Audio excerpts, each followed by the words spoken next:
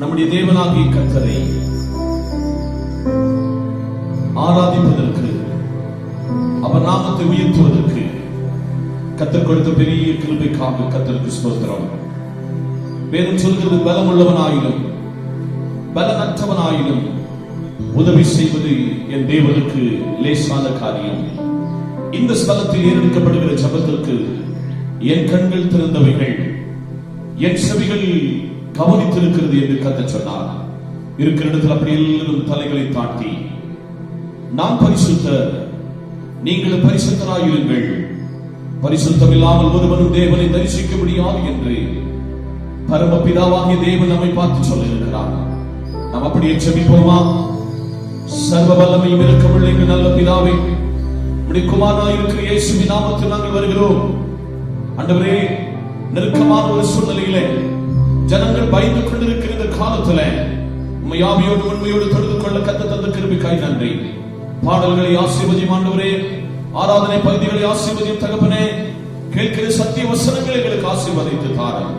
இந்த ஆராதனை பரலோகத்திற்கு ஒத்த ஒரு ஆராதனையாக மாற உம்முடைய குமாரனை உயர்த்தி காண்பிக்க கிருபை தாரும். துதிகன மகிமையாம் கர்த்தர் எடுத்துக் கொள்ளும். இயேசுவின் நாமத்தில் ஜெபிக்கிறோம் எங்கள் நல்ல பிதாவே, ஆமென். இருக்கிற இடத்தில் அமர்ந்து கொள்ளுங்கள். இந்த காலையிலே ஒரு அர்த்தமான பாடல், ஒரு ஆழமான பாடலை நாம் இணைந்து என்னோடு கூட சேர்ந்து பாடுங்கள். கர்த்தர் உங்களை ஆசீர்வதிப்பார். அற்புத அற்புத அற்புத அற்புத இயேசு, அன்பினோர் வாழ்வை இன்பமாய் மாற்றும் இயேசு, அற்புத அற்புத அற்புத அற்புத அற்புத இயேசு, அற்புத அன்பினோர் வாழ்வை இன்பமாய் மாற்றும் இயேசு, அற்புத. எல்லோரும் பாடுங்கள், கைதாளம் போடுங்கள், சந்தோஷத்துடனே சங்கீதம் பாடுங்கள். எல்லோரும் பாடுங்கள், கைதாளம் போடுங்கள், சந்தோஷத்துடனே சங்கீதம் பாடுங்கள். அற்புத அற்புத அற்புத அற்புத இயேசு, அற்புத அன்பினோர் வாழ்வை இன்பமாய் மாற்றும் இயேசு, அற்புத. என்னென்ன துன்பங்கள் நம்மில் வந்த போதும் தீர்த்த இயேசு, அற்புத. எத்தனை தொல்லைகள் நம்மை சுட்ட போதும் காத்த இயேசு, அற்புத. என்னென்ன துன்பங்கள் நம்மில் வந்த போதும் தீர்த்த இயேசு, அற்புத. எத்தனை தொல்லைகள் நம்மை சுட்ட போதும் காத்த இயேசு, அற்புத. உலகத்தில் இருந்தும் நீங்கள் இயேசு பெரியவர், அற்புதரே. உலகத்தில் இருந்தும் நாங்கள் இயேசு பெரியவர், அற்புதரே. உண்மையாய் அவரை தேடும் யாவர் இயேசு, அற்புத. உண்மையாய் அவரை தேடும் யாவர் இயேசு, அற்புத. சேர்ப்பாடுமா? பாடுங்கள், கைதாளம் போடுங்கள், சந்தோஷத்துடனே சங்கீதம் பாடுங்கள். அற்புத அற்புத அற்புத அற்புத இயேசு, அற்புத. அன்பினோர் வாழ்வை இன்பமாய் மாற்றும் இயேசு, அற்புத. அலைகடல் மேலே கடந்தவர் எங்கள் இயேசு, அற்புத. ஆதோர் காக்கையும் அமைதிப்படுத்திய இயேசு, அற்புத. அலைகடல் மேலே நடந்தவர் எங்கள் இயேசு, அற்புத. ஆதோர் யாவற்றையும் அமைதிப்படுத்திய இயேசு அற்புதர். அறைகட சிலுவையிலே ஆண்டவர் மரித்தார் அந்நாளிலே.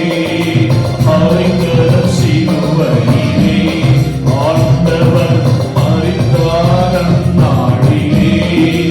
ஆவிலும் மூன்றாம் நாள் உயிருடன் எழுந்த இயேசு அற்புதர்.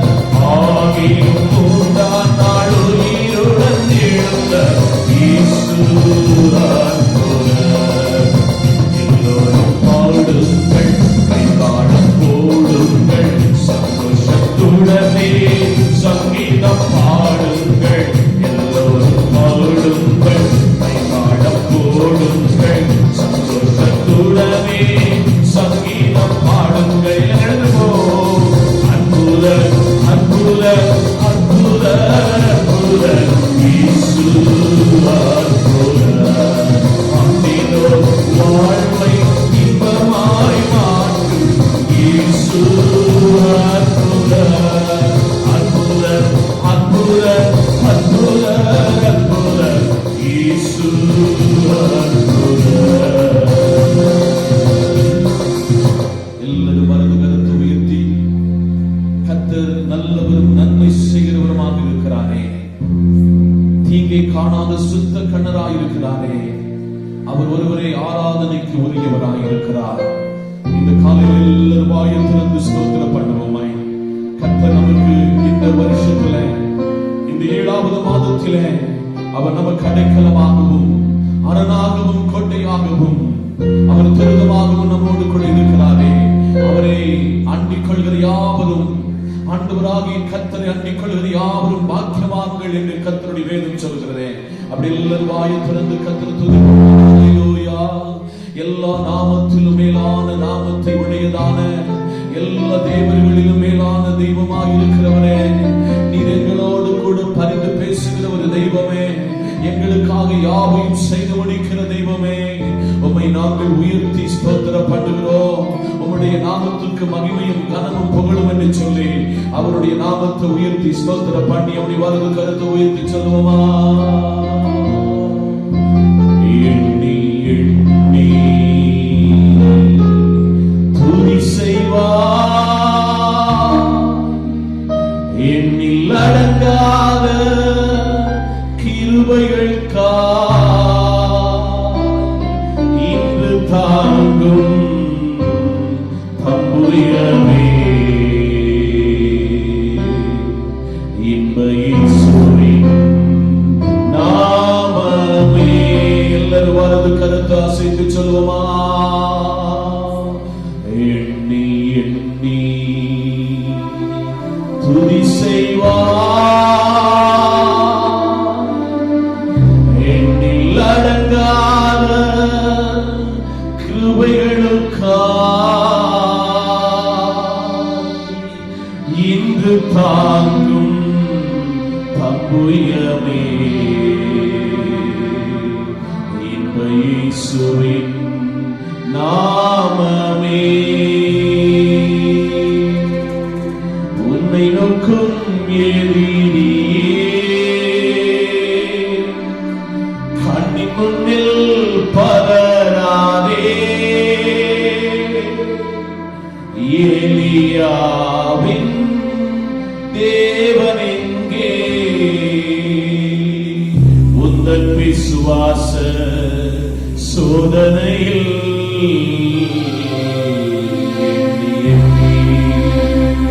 துதி செய்வார், எண்ணில் அடங்காத கிருபைகளுக்காய் இன்று தாங்கும் தம்புயமே. இன்ப இயேசுவின் நாமமே. சேர்ந்து சொல்லுவோமா. நமக்கு எதிராக சத்துரு பல வழிகளிலே நமக்கு விரோதமாய் எழும்பும் பொழுது கர்த்தர் சொல்லுகிறார், நம் சத்துருக்களுக்கு மத்தியிலே உனக்கு ஒரு பந்தியை ஆயத்தப்படுத்துவேன், உன் தலையை எண்ணெயினால் அபிஷேகம் பண்ணுவேன். ஜீவனுள்ள நாடெல்லாம் எருசலேமின் வாழ்வை காண்பாய் என்று சொன்னவரே, இந்த காலையிலே மனித முகத்தை பார்க்கும் பொழுது என் தேவனாகி கர்த்தர் எங்கள் இருதயத்தின் ஆழங்களை அறிகிறவரே, ஆராதிக்கிறவனுக்கு விடுதலையும் ஆராதிக்கிறவனுக்கு சமாதானத்தையும் அவர் வேண்டுதலை கேட்கிறவர் கர்த்தாவே. கடந்த நாள் முழுவதும் நல்ல ஆகாரத்தை வஸ்திரத்தை கொடுத்து குடும்பத்தை பாதுகாத்தீரே. ஒரு புதிய வாரத்துக்குள்ள வந்திருக்கிற ஆண்டவரே, இப்ப இந்த காலையில் இந்த வாரத்திற்கு வர வேண்டிய சகல நன்மைகள் சகல ஆசீர்வாதங்கள் எல்லாம் எங்கள் கையில் நீங்க தந்தீர் என்ற விசுவாசத்தோடு உங்களுடைய முகத்தை பார்த்து ஸ்தோத்திரம் பண்ணுகிறோம். அப்பா, இந்த காலை வேளையில நீங்க எளியவனை குப்பையிலிருந்து உயர்த்துகிற தெய்வம், ராஜாக்கள் மத்தியில் அமர செய்கிற தெய்வம், நானே தேவன் என்று அறியுங்கள் என்று சொன்ன தேவனை உயர்த்தி ஸ்தோத்திரம் பண்ணுகிறோம். ஆராதனையில் நீர் மகிமைப்பட்டதற்காய் ஸ்தோத்திரம், உடைய கிருபைகளை தாங்கியதற்காய் ஸ்தோத்திரம். தொடர்ந்து ஆராதனையுடைய ஒவ்வொரு பகுதிகளை ஏற்றுக்கொண்டது போல தேவ பாதையில் தேவ வார்த்தைகள் எல்லாமே பிரயோஜனமாக இருக்கட்டும். துதிகளை மகிமையாகவும் எடுத்துக்கொள்ளும். இயேசுவின் நாமத்தில் ஜெபிக்கிறோம் நல்ல பிதாவே, ஆமென்.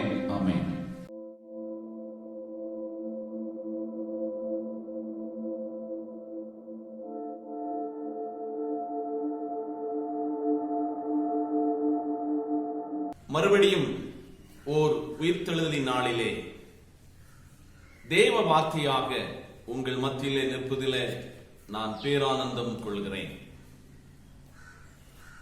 தேவ வசனம் கிடைக்காத ராக்காலம் ஒன்று வரப்போகிறது என்று பரிசுத்த வேதாகமம் நம்மை படிப்பிக்கிறது. இந்த நாளிலும் சற்று நேர தியானத்திற்கென்று தெரிந்து கொண்ட வேத பகுதி பரிசுத்த லூக்கா எழுதின சுவிசேஷம் 5ஆம் அதிகாரம் 1-3 முடிய உள்ள திருவசனத்தை நாம் வாசிக்க கேட்போமே. பின்பு அவர் கெனசரேத் கடலருகே நின்றபோது நின்ற பொழுது திரளான ஜனங்கள் தேவ வசனத்தை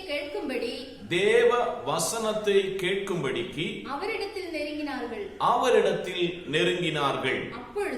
அப்பொழுது கடற்கரையிலே நின்ற 2 படகுகளை கண்டார்.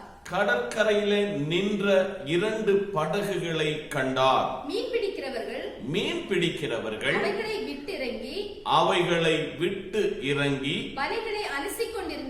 வலைகளை அலசிக் கொண்டிருந்தார்கள். அப்பொழுது அந்த படகுகளில் ஒன்றில் அவர் ஏறினார். அது சீமோனுடையதாய் இருந்தது. கண்களை மூடுவோம், செபிப்போம். அன்பின் பரலோக பிதாவே, மனோகரமான இந்த நல்ல காலை வேளையில வாசித்து கேட்ட உம்முடைய வார்த்தைக்காக நன்றி தகப்பனே. தம்முடைய ஜனங்களோடு நீர் பேசின தம்முடைய வார்த்தைகளை நினைத்து நாங்கள் ஸ்தோத்திரம் பண்ணுகிறோம். உம்முடைய வார்த்தைகள் ஆத்துமாவை உயிர்ப்பிக்கிறது தகப்பனே. வாசித்து கேட்ட இந்த தேவ வார்த்தையில் அடங்கியிருக்கிற தேவனுடைய ஆவிக்குரிய மன்னாவை எங்களுக்கு விளம்பித்தாரும். அடியின் சுயமாய் ஒரு வார்த்தை கூட பேசக்கூடாது. பரிசுத்த ஆவியானவரே, நீர் பேசும். இயேசுவின் நாமத்தில் ஜெபிக்கிறோம் எங்கள் நல்ல பிதாவே, ஆமென். கர்த்தர் நல்லவர். இந்த நல்ல நாளிலும் நான் உங்களை மனிதர்களை பிடிக்கிறவனாக மாற்றுவேன் என்ற தலைப்பில் இன்றைக்கு உங்களுக்கு நான் கர்த்தருடைய வார்த்தையை கொண்டு வருகிறேன். ஒரு தகப்பனுக்கும் தாய்க்கும் ஒரே ஒரு ஆண்மகன் இருந்தான். அந்த மகனை அவர்கள் நேசித்து அன்பு செலுத்தி அவன் எதெல்லாம் கேட்கிறானோ அதெல்லாம் தன்னுடைய பெற்றோர்கள் அவனுக்கு வாங்கி கொடுத்து வந்தார்கள். ஒரு நாளிலே தன்னுடைய தகப்பனிடத்திலே வந்து, அப்பா, எனக்கு ஒரு 10 ரூபா வேண்டும், எனக்கு ஒரு நல்ல முயலை வாங்க வேண்டும் என்று தகப்பனிடத்திலே சொன்னான். பொதுவாக தகப்பன்மார் தாய்மார் தங்கள் பிள்ளைகளுடைய இஷ்டத்துக்கு பல காரியங்களுக்கு விட்டு கொடுத்து சந்தோஷப்படுவது உண்டு. அப்படியாக இந்த பிள்ளைக்கு முயல் வாங்குவதற்காக 10 ரூபாய் கொடுத்தார் தகப்பனார். இதை வாங்கின பொழுது அவனுக்கு சந்தோஷம். இப்பொழுது ஒரு பையை எடுத்துக்கொண்டு முயல் விற்கிற இடத்திற்கு அவன் பிரயாணம் பண்ணி கொண்டிருக்கிறான். அப்பொழுது அங்கே முயல் வாங்குவதான சந்தைக்குள்ளே போனான். அங்கு 10 ரூபாய்க்குள்ளதான ஒரு முயலை அவன் வாங்கினான். வாங்கின பொழுது மிக அழகான ஒரு முயல், பார்ப்பதற்கு அழகான முயல். இந்த முயலை கொண்டு ஒரு சஞ்சில, ஒரு பையில வைத்துக் கொண்டு வீட்டுக்கு வருகிறான். அங்கே தெருவிலே பொதுவாக அநேகர் சினிமா ஒரு இடத்திலே தெருவிலே போட்டுக் கொண்டிருந்தது. அப்பொழுது அந்த பையை ஒரு ஓரமாக வைத்துவிட்டு இந்த சினிமாவை கண்டு கழித்து முடிந்த பின்பு மறுபடியும் தன்னுடைய இந்த முயலை வாங்கிக் கொண்டு தன்னுடைய வீட்டுக்கு புறப்படுவதற்கு பையை எடுத்து அவன் வீட்டுக்கு விரைந்து வருகிறான். விரைந்து வந்து தகப்பனிடத்தில் சொல்கிறான், அப்பா, இதுவரை நீங்க பார்த்திராத ஒரு அழகான முயலை நான் வாங்கி வந்திருக்கிறேன் என்று அந்த பையை திறந்து காட்டின பொழுது ஒரு சொறி பிடித்த ஒரு நாய் அந்த பையுக்குள்ளே இருந்தது. தகப்பனுக்கும் அது மிகவும் துக்கமாய்விட்டது. இந்த தம்பிக்கும் மிகவும் துக்கமாய்விட்டது. அப்பொழுது அவனுக்கு கோபம் பொறுக்க முடியல. மறுபடியுமாக இந்த பையில போட்டு கொண்டு இந்த சொறி நாய்க்குட்டியை அந்த வாங்கின சந்தைக்கு போய்கொண்டிருக்கிறான். அங்கே போய்கொண்டிருக்கும் பொழுது திடீரென்று முதல் இடத்துல, அந்த திரைப்படம் ஓடின இடத்துல, தெருவில் ஓடின இடத்துல மறுபடியும் அங்கே அந்த திரைப்படங்கள் மறுபடியும் ஓடிக்கொண்டிருந்த பொழுது மறுபடியும் இவன் அந்த பையை ஒரு இடத்துல ஓரமாய் வைத்துவிட்டு அவன் சினிமாவை கண்டு கழித்தான். அப்படி சினிமா கண்டு கழித்து வந்த பொழுது சேட்டைக்கார தம்பிமார் இந்த முதலிலே முயலை எடுத்து இந்த சொறி நாய்க்குட்டியை போட்டது போல மறுபடியும் அந்த முயல் குட்டியை அந்த சஞ்சில வைத்துவிட்டு சொறி நாயை குட்டியை எடுத்து விட்டார்கள். சினிமா முடிந்தது. இவன் மறுபடி சந்தையிலே வியாபாரிடத்துல போய் சொல்லுகிறான், நான் உங்களிடத்திலே முயலை அல்லவா பணம் கொடுத்து வாங்கினேன், ஏன் நீங்கள் எனக்கு இப்படி ஒரு சொறிநாய் குட்டியை எனக்கு தந்தீர்கள் என்று வாக்குவாதம் பண்ணினான். அப்பொழுது வியாபாரி, தம்பி திறந்து காட்டு என்று சஞ்சை திறந்து காட்ட சொன்னான். அப்பொழுது அவன் திறந்து பார்த்த பொழுது அவன் வாங்கின அதே முயல் அதில் இருந்தது. அப்பொழுது அந்த தம்பிக்கு ஒரு கோபம் வந்தது. அந்த முயலினுடைய செவியை பிடித்துக் கொண்டு அவன் இப்படியாக சொன்னான், ஒன்று நீ முயல் குட்டியாயிரு, இல்லாவிட்டால் நீ சொறிநாய் குட்டியாய் இரு என்று அருமையான இந்த தம்பி அதோடு பேசினான். இன்றைக்கும் இந்த காலை வேளையிலே கர்த்தருடைய வசனத்தை கேட்கிற தேவ பிள்ளைகளே, தேவன் ஒரு மனிதனை தன் பக்கமாய் இழுத்துக் கொண்டால் அவனுடைய சுபாவத்திலும் அவனுடைய நடக்கைகளிலும் அவனுடைய செயல்களிலும் எல்லாவற்றிலும் ஒரு மாறுதல் வரும். இன்றைக்கும் ஒரு கெனசரேத்து கடலினுடைய நடந்த ஒரு நிகழ்வை தான் இந்த காலையிலே நாம் தேவ வசனமாக வாசித்து கேட்ட வசனம். பொதுவாக பரிசுத்த வேதாகமத்தில் ஆதியாகமத்தில் தொடங்குகிற சமுத்திரம் அல்லது கடல் பல இடங்களிலே இந்த தேவ வசனத்துக்குள்ளே இந்த அருமையான தேவ வார்த்தைகள் கடலை குறித்து அதிகமாய் சொல்லுகிறது. மறுபடி பார்க்கும் பொழுது உப்பு கடல் என்றும் செங்கடல் என்றும் மறுபடி சாவு கடல் என்றெல்லாம் அநேக கடல்களை இந்த வேதாகமத்திலே நாம் பார்க்கிறோம். புதிய ஏற்பாட்டிலே இயேசு கிறிஸ்து அதிகமாய் சஞ்சரித்த கலிலியா கடல் மற்றும் கெனசரேத்து கடல் என்று அநேக கடலை நாம் பார்த்துக் கொள்ளலாம். நம்முடைய இந்திய நாடு 3 கடல்களாக ஒன்றிணைக்கப்பட்டிருக்கிறது. வங்கக்கடல், அரபிக்கடல், இந்தியா பெருங்கடல். இந்த 3ம் சங்கமிக்கிற அல்லது இடமாகும் கன்னியாகுமரி. இப்படியாக கடலை குறித்து அதிக காரியங்கள் நாம் சொல்லிக் கொண்டே போகலாம். ஆனால் இன்றைக்கு நான் இந்த கெனசரேத்து கடல் அருகே இயேசு கிறிஸ்துவானவர் தம்முடைய கனமான ஊழியத்திலே செய்து காட்டின ஒரு பெரிய மகிமையை இன்றைக்கு நான் உங்களுக்கு தேவனுடைய வார்த்தையாக கொண்டு வர ஆசைப்படுகிறேன். மறுபடியுமாக அந்த 5ஆம் அதிகாரம் லூக்கா 5:1 மாத்திரம் நிறுத்தி வாசிக்கலாம். பின்பு அவர் கெனசரேத் கடல் அருகே நின்ற பொழுது திரளான ஜனங்கள் தேவ வசனத்தை கேட்கும்படிக்கு அவரிடத்தில் நெருங்கினார்கள். ரொம்ப உண்மையான ஒரு காரியம் இந்த பகுதியிலே நாம் பார்க்கிறோம். ஒருவேளை இந்த 3.5 வருட கால ஊழியத்திலே இயேசுவை குறித்து பைபிள் சொல்லுகிறது, அவர் அற்புதங்களையும் அதிசயங்களையும் செய்தவராக, நன்மை செய்கிறவராக சுற்றி திரிந்தார் என்று வேதத்திலே பார்க்கிறோம். இயேசுவினுடைய ஊழியத்திலே அற்புதங்களும் மரித்தவனை உயிர்த்தெழ செய்கிறதுமான அநேக காரியங்கள் இருந்தாலும் பிதாவினுடைய சித்தத்தை நிறைவேற்றுவதற்காகவே இயேசு கிறிஸ்து இந்த பூமியிலே ஒரு மனிதனாக மாற்றப்பட்டார். லூக்கா ஒரு வைத்தியராகும், லூக்கா ஒரு மருத்துவராகும், லூக்கா ஒரு டாக்டர் ஆகும். அவருடைய அந்த அருமையான வேத வசனத்திலே நாம் பார்க்கும் பொழுது அவரை குறித்து ஒரு பெரிய உண்மையை கற்றுக் கொடுக்கிறது. இயேசுவை முழு மனிதனாக இந்த லூக்காவிலே அவர் வர்ணித்து காட்டியிருக்கிறார். அப்படியாக இயேசு வந்ததினுடைய நோக்கங்கள் என்னவென்றால், ஒருவேளை அவருடைய ஊழியத்தினுடைய பங்கு அற்புத அடையாளங்கள் செய்திருந்தாலும் அவருடைய நோக்கம் என்பது பிதாவினுடைய சித்தத்தை நிறைவேற்றுவதற்கு மாத்திரமல்ல, கர்த்தருடைய வார்த்தையை ஒடுக்கப்பட்டவர்களுக்கு, துக்கப்படுகிறவர்களுக்கு, ஆறுதலற்றவர்களுக்கு, சமாதானமற்றவர்களுக்கு தேவ வார்த்தையை பிரசங்கிக்கிறதால் அவருடைய மிக முக்கியமான ஒரு ஊழியமாக இருந்தது என்று நாம் திருவசனத்திலே பார்க்கிறோம். இந்த கெனசரேத் இந்த கடல் அருகே திரளான ஜனங்கள் தேவ வசனத்தை கேட்க அவரிடத்திலே நெருங்கினார்கள்.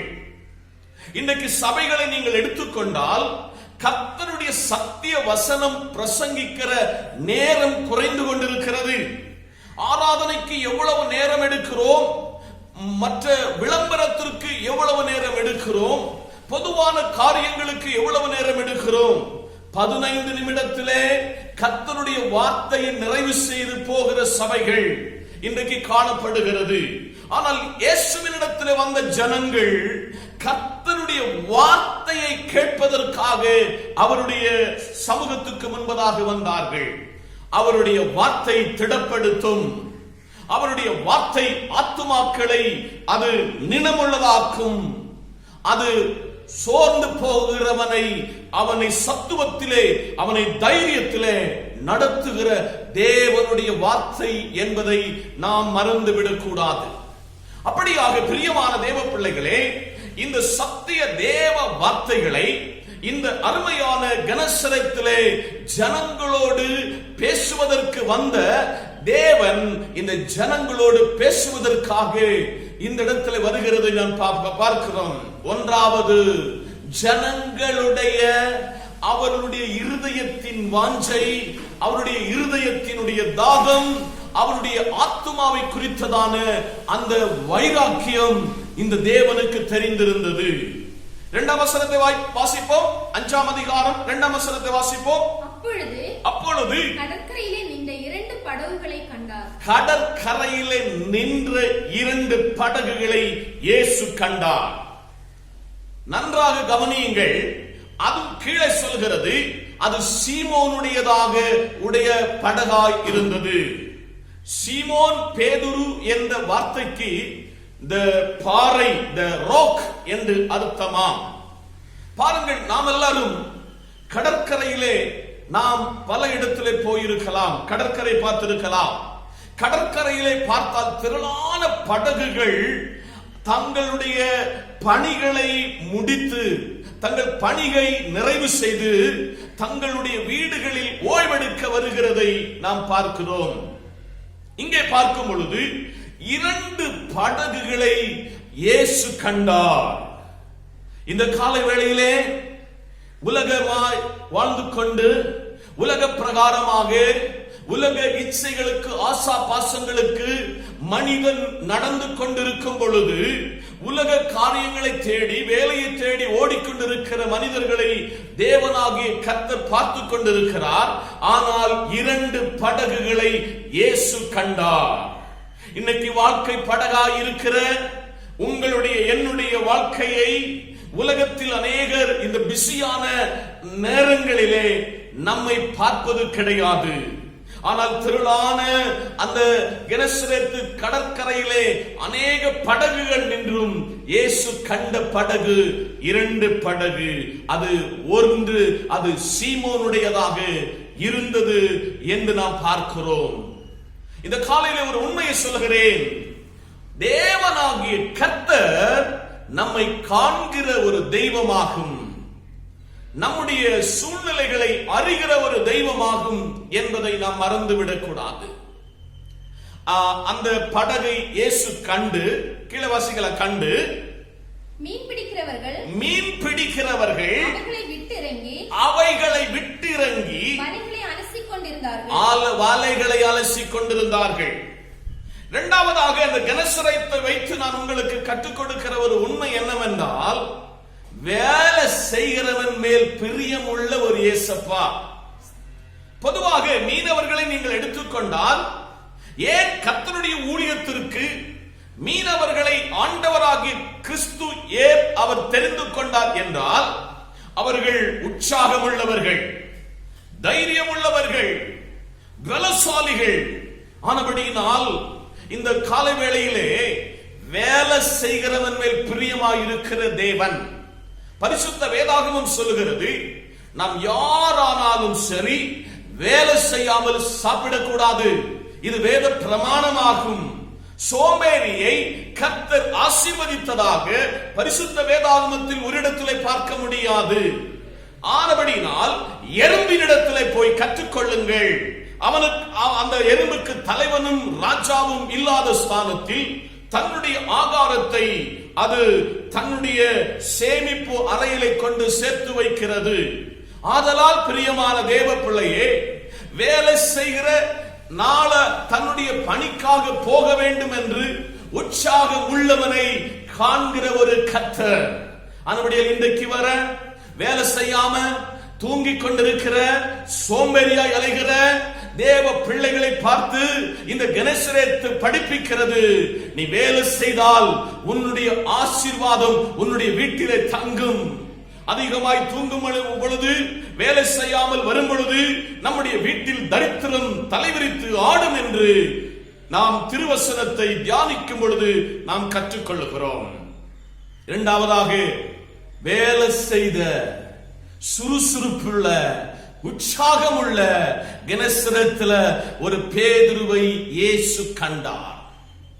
இன்னைக்கு காலை வேளையில வேலை செய்யாம ஊதாரியாய் தேவ சமூகத்திலே அநேகருக்கு ஒரு பேடனாக, ஒரு தலைவலியாக ஒருவேளை நீங்களும் நானும் மாறிக்கொண்டிருப்போம் என்றால், கர்த்தராயிருக்கிற தேவன் சொல்லுகிறார், நீங்களும் நானும் வேலை செய்கிற ஒரு பேதுருவை போல, ஒரு சீமோனை போல மாற வேண்டும் என்று கர்த்தர் விரும்புகிறார். வாசிப்போமே, 5ஆம் அதிகாரம் 3ஆம் வசனத்தை வாசிப்போமே. அப்பொழுது அந்த படகுகளில் ஒன்றில் இயேசு ஏறினார். அது சீமோனுடையதாக இருந்தது. பாருங்கள், அந்த வசனம் என்ன நமக்கு காண்பிக்கிறது என்றால், வேலை செய்கிற ஒருவன் மேல் பிரியமுள்ள ஒரு தெய்வம் என்று இந்த இடத்துல நம்ம பார்க்க வேண்டும். வேலை செய்கிறவனுடைய அந்த படகுல இயேசுவே வந்து அந்த படகிலே உட்காருவார் என்று நாம் திருவசனத்திலே பார்க்கிறோம். இன்னைக்கு காலையில பரிசுத்த வேதாகமம் உங்களை பார்த்து என்னை பார்த்து ஒரு உண்மையை படிப்பிக்கிறது. வேலை செய்கிறவன் மேல் பிரியமுள்ள ஒரு ஆண்டவர், வேலை செய்வதன் மேல் கருசனை உள்ள ஆண்டவர், வேலை செய்கிறவன் மேல் அவர் அந்த வாழ்க்கை படகிலே அவரே அந்த அவனோடு அவன் வாழ்க்கையோடு சேருவார், உட்காருவார், அமருவார் என்று இந்த காலையிலே நான் உங்களுக்கு ஒரு காரியத்தை கற்றுக் கொடுக்க ஆசைப்படுகிறேன்.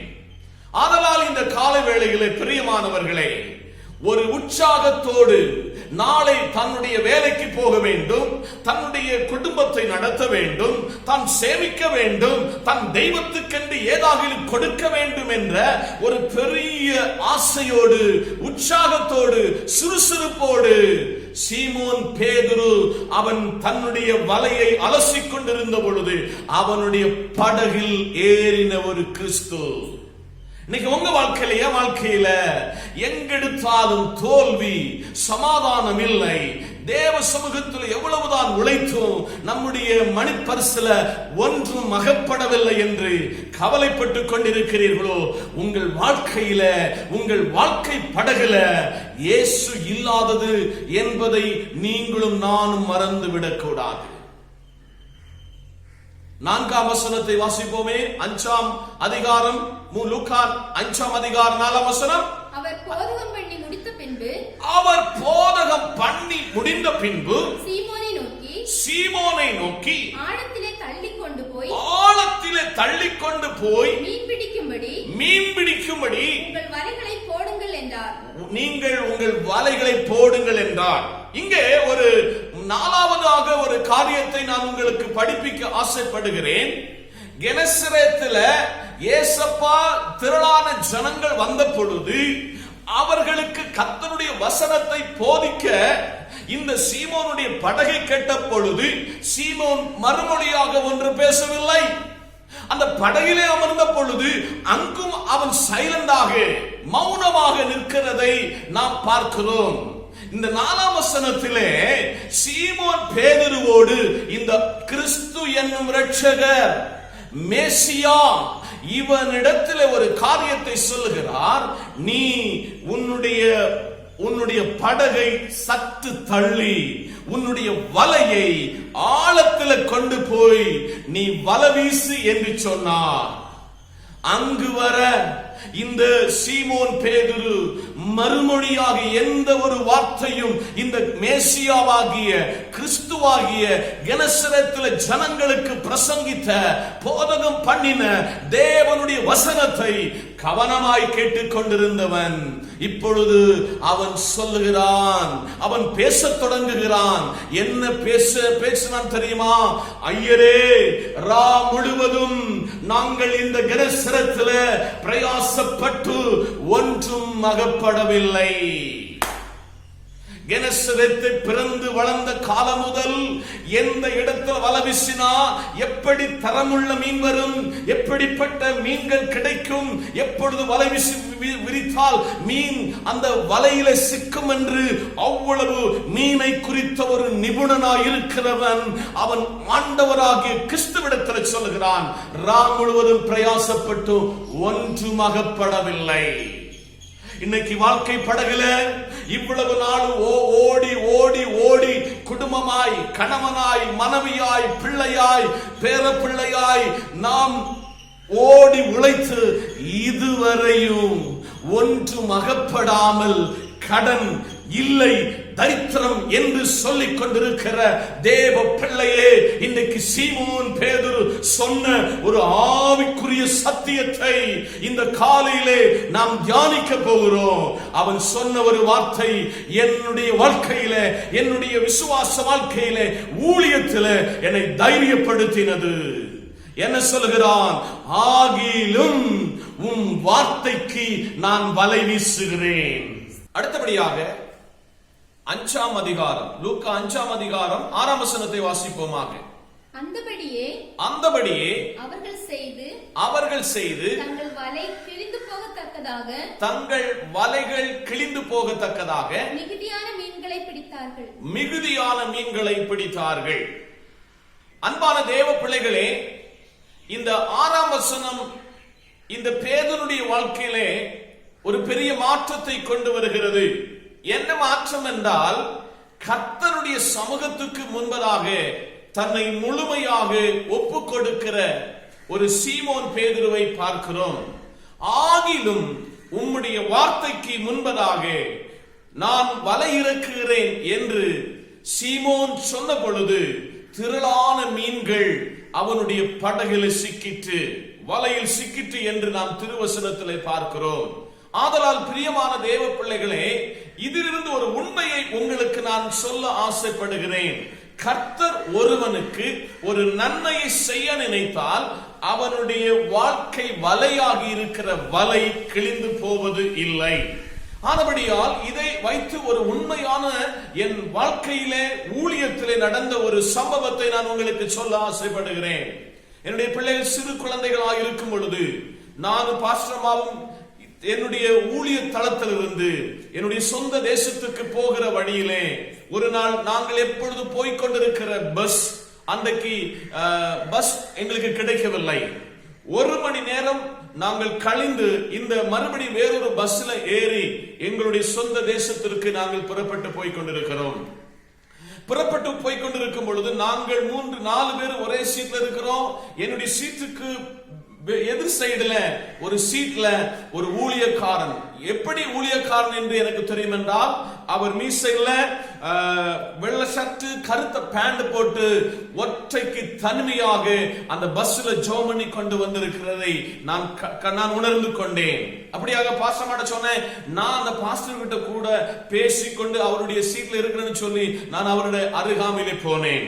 அப்பொழுது அவரிடத்துல கேட்டேன், பாஸ்டர் எங்க இருந்து வாரீங்க, எங்க போறீங்கன்னு சொல்லி நான் கேட்டேன். அப்பொழுது அவர் சொன்னார், நான் திருவனந்தபுரத்தில் ஊழியத்தை முடித்து என்னுடைய சொந்த தேசத்திற்கு நெடுங்கண்டத்திற்கு போகிறேன் என்று அவர் சொன்னார்.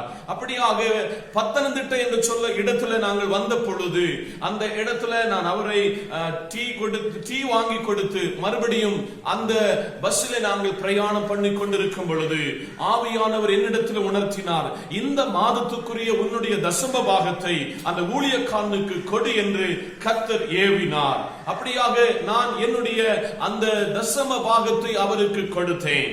அவர் என்னுடைய தொலைபேசி நம்பர்ல வாங்கிட்டு போனாரு. அவர் போய் 2 நாள் கழிந்து என்னுடைய தொடர்பேசியில சொன்னாரு, பாஸ்டர் எனக்காக தான் உங்களை இந்த பஸ்ல எனக்காக உங்களை கொண்டு வந்திருக்கிறார் என்று சொல்லி அவர் சொன்னார். நான் கட்டப்பனை என்று சொல்லப்படுகிற இடம் வர நான் டிக்கெட் எடுத்தேன். அதற்கு மேல போவதற்கு என்ற பைசா இல்ல.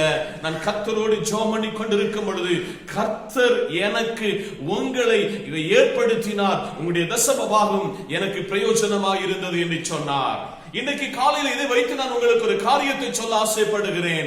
கர்த்தர் ஒருவனுக்கு நன்மையை செய்ய நினைத்தால் இந்த உலகத்தினுடைய எந்த ஒரு சக்திக்கும் எந்த ஒரு தீய வல்லமைகளுக்கும் அதை மேற்கொள்ள முடியாது என்று இந்த காலையிலே நான் உங்களுக்கு சொல்ல ஆசைப்படுகிறேன். வேதம் சொல்கிறது, ஆண்டவராகிய கிறிஸ்துவின் அன்புக்கு இணங்கி பேதுரு வலை இருக்கின பொழுது அந்த வலை கிளியத்தக்க விதத்துல மீன்கள் அந்த வலையை முழுவதும் நிரப்பிற்று.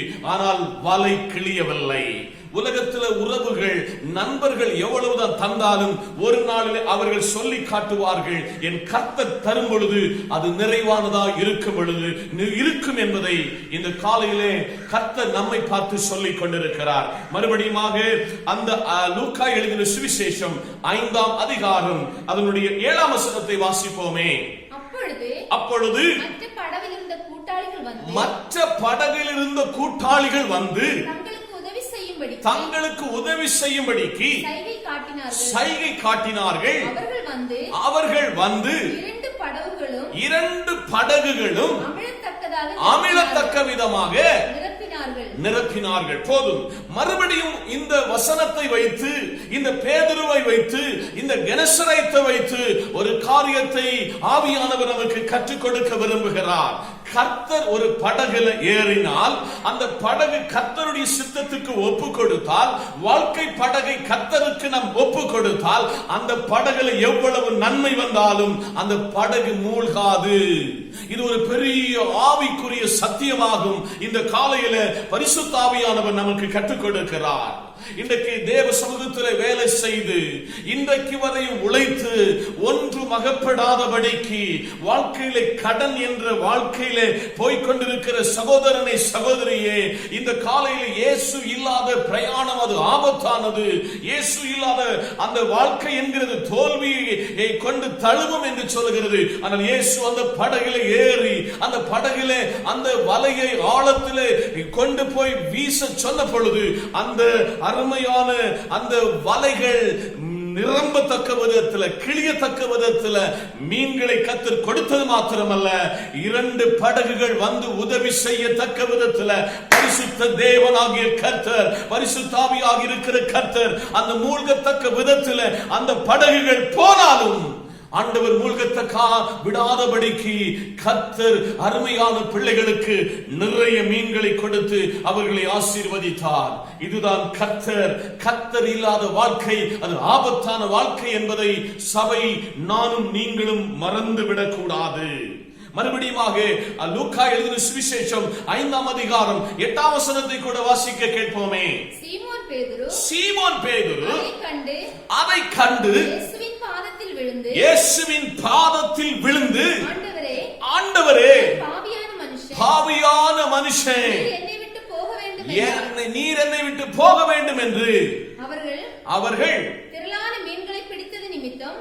திரளான மீன்களை பிடித்தது நிமித்தம் அவனுக்கும் அவனோடு இருந்தவர்களுக்கும் பிரமிப்பு உண்டாயிற்று. அப்படி சொன்னான். கீழே அந்த வசனத்தை தியானித்த பொழுது பரிசுத்த ஆவியானவர் எனக்கு வெளிப்படுத்தின ஒரு காரியம், வேதம் சொல்லுகிறது, தன் பாவங்களை மறைக்கிறவன் வாழ்வடைய மாட்டான், அவையை விட்டு அறிக்கை செய்கிறவன் இரக்கம் பெறுவான். இந்த காலையிலே எந்த ஒரு மனிதனோ இரட்சிக்கப்பட்ட காலம் முதல் அவன் மரிக்கும் காலம் வரையும் தான் செய்து போகிற பாவங்களை அறிக்கை செய்து ஒரு பரிசுத்த தேவ சமூகத்தில் ஒரு பரிசுத்தம் உள்ளவனாக இருக்க வேண்டும். எந்த இடத்துல மீன்கள் இருக்கிறது என்று என் கர்த்தருக்கு தெரிந்ததை இந்த பேதுரு அறிந்து என்னுடைய தனிப்பட்ட வாழ்க்கையில நான் பாவம் செய்யும் பொழுது என்னுடைய பாவத்தையும் அறிகிற தெய்வம் என்று சொல்லி இவன் சொல்லுகிறான், நான் பாவியான மனுஷன், நீர் பரிசுத்த தேவன் என்பதை அவன் உணர்ந்து கொண்டு சொல்லுகிறான், என்னை விட்டு நீங்க போக வேண்டும் என்று. அவர்களோடு கூட்டாளிகளை வந்த அவர்களும் இந்த பேதுருவை போல பிரமித்து நின்றார்கள். இன்னைக்கு காலையில வெளியில ஒரு வேஷம், ஆவிக்குரிய வாழ்க்கையில சபைக்கு ஒரு வேஷம் போட்டுக் கொண்டிருக்கிற சபையே, இந்த காலையில பாவங்கள் நம்முடைய வாழ்க்கையிலே நம்மை பரிசுத்தத்துக்கு நேராக கொண்டு செல்லாது. பாவம் செய்த ஒரு மனுஷனுடைய ஜெபம் கேட்கப்படாது. ஒரு பாவியான மனுஷன் கர்த்தருடைய முகத்தை தரிசிக்க முடியாது என்று வேதம் நம்மை பார்த்து சொல்லுகிறது. ஆதலால் மூல பாஷையாய் இருக்கிற அந்த பாஷையிலே பாவத்தை குறித்து பைபிள் சொல்கிறது அனாத்தீமா. அனாத்தீமா என்றால் சின் என்று அர்த்தம், பாவம் என்று அர்த்தம். பாவம் என்ன என்றால் கர்த்தருக்கு விரோதமாய் சிந்திப்பது, செயல்படுவது, கீழ்ப்படியாமை ஒரு பாவம் என்று பரிசுத்த வேதாகமம் சொல்லுகிறது.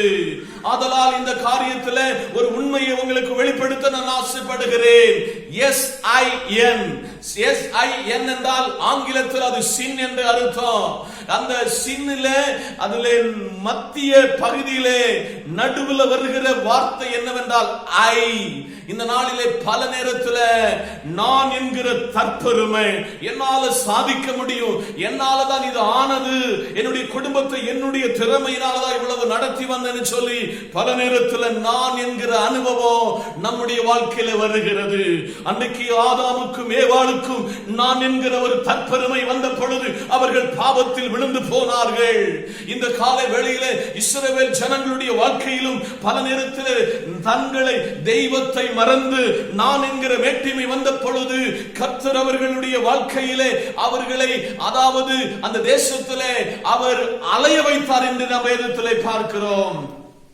SIN அதுல சின் என்கிறது நான் என்கிற வாழ்க்கையில நாம் சீரோவாக மாற வேண்டும். ஆண்டவரே, நான் ஒன்றுமில்லை அப்பா, எல்லாம் நீர்தான் என்று நம்மை ஒப்பு கொடுக்க வேண்டும். SIN என்ற இடத்துல சீரோவாக மாறும் பொழுது அது சன்னாக மாறுகிறது. யோவான் 1ஆம் அதிகாரம் அதனுடைய 12ஆம் வசனத்தில் சொல்லுகிறது, அவரை கை கொண்டு அவர் நாமத்தில் விசுவாசமாய் இருக்கிற எத்தனை பேர்களோ அத்தனை பேர்களும் அவருடைய பிள்ளையாவதற்கு அவர் அதிகாரத்தை கொடுத்த தேவன். நம்முடைய தேவன் என்பதை மறந்து விடக் கூடாது.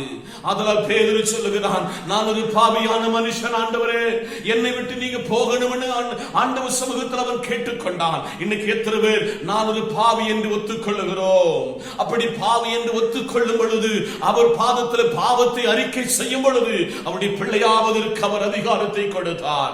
இந்த காலை வேளையில சபையே இந்த வசனத்தை தேசத்தில் பல இடத்தில் கேட்டுக்கொண்டிருக்கிற உங்களை பார்த்து என்னை பார்த்து கேட்கிறார். நம் மறைமுகமாய் செய்து வந்து கொண்டிருக்கிற பாவங்கள் உலக பிரகாரமாக உலகத்தில் யாரும் உங்களை கண்டுகொள்ளாவிட்டாலும் அண்ட சராசரத்தின் அதிபதியாய் இருக்கிற, வானத்துக்கு பூமிக்கும் அதிபதியாய் இருக்கிற, சர்வ சேனையினுடைய நாயகராய் இருக்கிற இயேசப்பா சகலத்தை வெளிப்படுத்துகிற ஆண்டவர். அதை இந்த பேதுரு உணர்ந்து கொண்டான். நாம் உணர்ந்து கொள்வோமா? கர்த்தர் நம்மை ஆசீர்வதிப்பார். மறுபடியும் அந்த 5ஆம் அதிகாரத்தினுடைய 10ஆம் வசனத்தை வாசிக்க கேட்போம். சீமோனுக்கு கூட்டாளிகளாய் இருக்கிற செபெதேயுவின் குமாரர்களாகிய யாக்கோபும் யோவானும் அந்தபடியே பிரமித்தார்கள். அப்பொழுது இயேசு சீமோனை நோக்கி, பயப்படாதே, இன்று முதல் நீ மனுஷனை பிடிக்கிறவளாக இருப்பாய் என்றார். ஆமென். இந்த கால வேளையிலே இந்த பேதுருவை அவன் நினைத்து வந்த காரியம் ஒருவேளை தோல்வியில நிகழ்ந்தது. ஆனால் இயேசு அந்த படகில ஏறின பொழுது என்ன சம்பவித்தது என்றால், அவனுக்கு ஒரு ஜெயம் உண்டாயிற்று. அவனுடைய வீட்டுக்கு குடும்பத்தை நடத்துவதற்கு அவனுக்கு பணம், இந்த வியாபாரம் செய்து பணம் கையில் வருவதற்கெல்லாம் முகாந்தரம் உண்டாயிற்று. அவன் நினைச்சான், இந்த இயேசு இருந்த நாளில் என் வாழ்க்கையில் ஒரு வெற்றி வந்துட்டு, இனி வாழ்க்கையெல்லாம் வெற்றி என்று மீன் பிடிப்பதற்கு இவர் வந்தா ரொம்ப பிரயோஜனமா இருக்கும் என்று அவன் நினைத்தான். ஆனால் இயேசு அவனை பார்த்து சொன்னார், பயப்படாதே. இன்னைக்கு பிள்ளைகளை குறித்து, சரீரத்தில் உள்ள வியாதியை குறித்து, எதிர்காலத்தை குறித்து, வாழ்க்கையிலே இந்த கொரோனா என்கிற வியாதியினாலே ஆண்டவரே நான் மரித்து விடுவோனே என்று பயந்து கொண்டிருக்கிற தேவ ஜனமே, இன்னைக்கு கர்த்தர் சொல்கிறார், நீ பயப்படாதே, நான் உன்னோடு கூட இருக்கிறேன். அவனோடு சொல்கிறார், நீ பயப்படாதே, நான் இன்று முதல் உன்னை மனுஷனை பிடிக்கிறவனாக மாற்றுவேன். உலகத்துல கடலில தண்ணீரில பார்த்தோம் என்று சொன்னால் எப்பொழுது சுறுசுறுப்பாய் ஓடிக்கொண்டிருக்கிற ஒரு அருமையான தேவனுடைய சிருஷ்டியாக்கும் மீன்கள், அது எப்பொழுது ஓயாமல் ஓடிக்கொண்டிருக்கும். அதை வலையிட்டு பிடித்து அதை கொன்று இதை ஜனங்களுக்கு வியாபாரம் பண்ணி வந்த பேதுருடைய வாழ்க்கையில கர்த்தர் சொல்கிறார், நீ இவ்வளவு நாள் இந்த துடிதுடிப்பாய் ஓடிக்கொண்டிருந்த மீனை பிடிச்ச காலம் போதும். பாவத்திலும் சாபத்திலும் சமாதான கேடிலும் ஒவ்வொரு நாளும் மனிதன் மரித்துக் கொண்டிருக்கிறான். இன்று முதல் நான் உன்னை மனிதனை பிடிக்கிறவனாக உன்னை நான் மாற்றுவேன் என்று சொன்னார். இந்த காலை வேளையில கர்த்தர் சொல்லுகிறாரு, இந்த காலையில இந்த பரிசுத்த ஆவியானவர் சொல்லுகிறாரு, நம்ம எல்லாரையும் பார்த்து சொல்றாரு, நான் உங்களை மனிதனை பிடிக்கிறவர்களாக மாற்றுவேன். பொதுவாக விசுவாசிகளுடைய எல்லாருடைய ஒரு தவறான எண்ணம் என்னன்னா, ஊழியக்காரன் மட்டும்தான் ஊழியம் செய்யணும். வேதம் சொல்லுகிறது, அருமையான தேவ பிள்ளைகளே, ரட்சிக்கப்பட்டு கர்த்தரை ஏற்றுக்கொண்ட ஒவ்வொரு மனிதனும் இந்த கர்த்தரை சொல்லிக் கொண்டே இருக்க வேண்டும். வலது கைக்கும் இடது கைக்கும் வித்தியாசம் தெரியாத இந்த ஜனங்களை ஆண்டவர் சமூகத்திலே இந்த ஏசாயா என்கிற தீர்க்கதரிசியிடத்தில் கர்த்தர் கேட்கிறார், யாரை நான் அனுப்புவேன், யார் நமது காரியங்களாக போவார்கள் என்று கர்த்தர் கேட்ட பொழுது, இதோ அடியேன் இருக்கிறேன், அடியனை அனுப்பும் என்று ஒரு ஏசாயாவை போல ரட்சிக்கப்பட்டு மனம் திரும்பி கர்த்தரை தங்கள் இரட்சகராக சாட்சியோடு வாழ்கிற தேவ ஜனமே, இன்னைக்கு காலையில கர்த்தர் கேட்கிறார், இந்த இயேசு இந்த பேதுருவை நான் உன்னை மனுஷனை பிடிக்கிறவனாக மாற்றுவேன் என்று சொன்னது போல இன்னைக்கு நம்மளை பார்த்து சொல்றாரு, நான் உங்களை மனுஷனை பிடிக்கிறவளாக மாற்றுவேன். ஒருபோதும் மேய்ப்பன் குட்டி போடவே முடியாது. குட்டி போடுகிறது அது ஆடுகளாக இருக்கும். பைபிள் சொல்லுது, நீங்கள் உங்களை நான் மந்தைகளை போல பெருக பண்ணுவேன் என்று கர்த்தர் சொல்லி இருக்கிறாரே. இன்னைக்கு கர்த்தரை அறியாமல் பாவத்தில் வாழ்கிற ஜனங்கள் மத்தியிலே, அக்கிரமத்தில் வாழ்கிற ஜனங்களிலே ஒரு நித்திய பரலோக ராஜ்யம் உண்டு என்பதையும், ஒரு பரிசுத்தமாய் வாழ்ந்தவனுக்கு மட்டும்தான் இந்த கர்த்தரை மேசியாவை அறிந்து கொள்ள முடியும் என்று எத்தனை பேர் நம்புகிறீங்க? இந்த பேதுருவை பார்த்து கர்த்தர் சொன்னார், நான் உன்னை மனுஷனை பிடிக்கிறவனாக மாற்றுவேன். இன்னைக்கு இந்த வசனத்தை இந்தியாவிலும் உலக நாடுகளிலும் கேட்டுக்கொண்டிருக்கிற உங்களை பார்த்து கர்த்தர் சொல்கிறாரே, நான் உங்களை மனுஷனை பிடிக்கிறவர்களாக மாற்றுவேன். என்னுடைய பிரசங்கத்தினுடைய கடைசி பகுதிகளுக்கு நான் வந்திருக்கிறேன். 5ஆம் அதிகாரம், லூக்கா 5ஆம் அதிகாரம் 11ஆம் வசனத்தை வாசிக்க கேட்போமே. அவர்கள் படகுகளை கரையிலே கொண்டு போய் நிறுத்தி, அவர்கள் படகுகளை கரையிலே கொண்டு போய் நிறுத்தி எல்லாவற்றையும் விட்டு அவருக்கு பின் சென்றார்கள். பேதுரு மாத்திரமல்ல, பேதுருவுக்கு உதவியாளனாய் வந்தவர்கள் எல்லாவற்றையும் விட்டு வந்தார்கள். இன்னைக்கு காலையிலே என்னுடைய ஞாபகம் சரி என்றால், போன வாரத்தில் ரூத்துவை குறித்து, அதற்கு முந்தின அநேக வாரங்களுக்கு முன்பு ஒரு ஆபிரகாமை குறித்து நான் உங்களிடத்தில் சொன்னேன். ரூத்துவோ தன் தேசத்தையும் தன் இனத்தையும் தனக்குண்டானவற்றை எல்லாவற்றையும் விட்டு வந்தாளே. ஒரு ஆபிரகாம் தன் தேசத்தையும் தன்னுடைய தகப்பனுடைய வீட்டையும் தன்னுடைய தகப்பனுடைய வீட்டையும் தன் தகப்பனுடைய தெய்வத்தை விட்டு அவன் தேவன் காண்பித்த தேசத்துக்கு போனது போல, புதிய ஏற்பாட்டில் இந்த பேதுரு கர்த்தருடைய கனம் பெற்ற இந்த சீசனா இருக்கிறவன். ஆண்டவர் சமூகத்தில் பிறந்த நாள் முதல் அவனுக்கு இந்த கெனசரேத்து கடல் அல்லாமல், இந்த கடலில் மீன் அல்லாமல், இந்த படகு அல்லாமல், இந்த வலை அல்லாமல் ஒன்றுமே அவனுக்கு தெரியாது. ஆனால் அவனை கர்த்தர் புடமிட்டு, நான் ஜீவிக்கிற தெய்வம் என்பதை, நான் அல்மைச்சி பவர் உள்ள தெய்வம் என்பதை அவனுக்கு அற்புதத்தின் மூலமாக காண்பித்து அவனை கர்த்தர் சொல்கிறான், நான் உன்னை மனுஷனை பிடிக்கிறவளாக மாற்றுவேன். அப்படி கர்த்தருக்காக தன்னை முழுமையாக அர்ப்பணித்த, தன்னை முழுமையாய் கர்த்தருக்கு ஒப்பு கொடுத்த இந்த பேதுரு ஒரே ஒரு பிரசங்கத்தில் 3000 பேர் ரட்சிக்கப்பட்டார்கள். 3000 பேருக்கு ஞானஸ்தானத்தை கொடுத்து கர்த்தருடைய ராஜ்யத்திற்காக வேதாகமம் சொல்லுகிறது, அருமையான இந்த தேவ மனுஷன் கர்த்தருக்காக தீங்கு அனுபவிக்கிற நல்ல ஒரு போர்ச்சேவகனாக கர்த்தருக்காக தன்னை அர்ப்பணித்தான். பைபிள் சொல்லாட்டையும் வரலாறு சொல்லுகிறது, இயேசுவை நேரடியாக சிலுவையிலே அறைந்தார்கள். ஆனால் இவனை இந்த வரலாறு என்ன சொல்லுகிறது என்றால், தலைகீழாக அவனை சிலுவையில் அறைந்து அவனுடைய தலையை சிறைச்சேதனம் பண்ணினார்கள் என்று சொல்லுகிறது. இன்னைக்கு காலையில் கர்த்தர் நம்மை பார்த்து கேட்கிறாரு, ஒரு கணேசத்தின் வாழ்க்கையிலே தோல்வியிலே நான் நீங்களும் போய் கொண்டிருக்கிறோமா? தோல்வியை ஜெயமாக மாற்றுகிற ஒரு கர்த்தர் இருக்கிறார். அவரிடத்துல வரலாமா? அவர் உங்கள் எல்லைகளை விரிவுபடுத்துகிற கர்த்தர். யாபேசுடைய எல்லையை விரிவாக்கின கர்த்தர் உங்களுடைய என்னுடைய எல்லைகளை விரிவாக்க அவர் விரும்புகிறார். எத்தனை பேர் ஒப்பு கொடுப்பீங்க? ஆண்டவரே, கெனசரேத்தின் ஒரு தோல்வி போதும் ஆண்டவரே. பேதுரு கர்த்தரிடத்தில் தன்னை ஒப்பு கொடுத்தது போல, தன்னை தேவனுக்குள் அர்ப்பணித்தது போல, எல்லாவற்றையும் விட்டு வந்தது போல நாங்க உங்களிடத்தில் வருவோம் ஆண்டவரே. உங்களிடத்தில் வரும் பொழுது உபாகமம் 1:11 படியாக நீங்கள் இப்பொழுது இருக்கிறதை காட்டிலும் உங்களை 1000 மடங்கு உயர்த்துவேன் என்று உங்கள் பிதாக்களின் தேவன் சொல்லுகிறார். அவரிடத்தில் ஒப்பு கொடுப்போம். கர்த்தர் இந்த வார்த்தைகளினால் உங்களை ஆசீர்வதிப்பார். இருக்கிற இடத்தில் அப்படியே தலைகளை தாழ்த்துவோம், ஜெபிப்போம். சர்வ வல்லமையுள்ள எங்கள் நல்ல பிதாவே, மனோகரமான இந்த நல்ல வேளைக்காய் நன்றி. உம்முடைய வார்த்தைக்காய் ஸ்தோத்திரம். கெனசரேத்தினுடைய தோல்வி போதும் ஆண்டவரே, கெனசரேத்தினுடைய வெற்றி வாழ்க்கை எங்களுக்கு தாரும் ஆண்டவரே.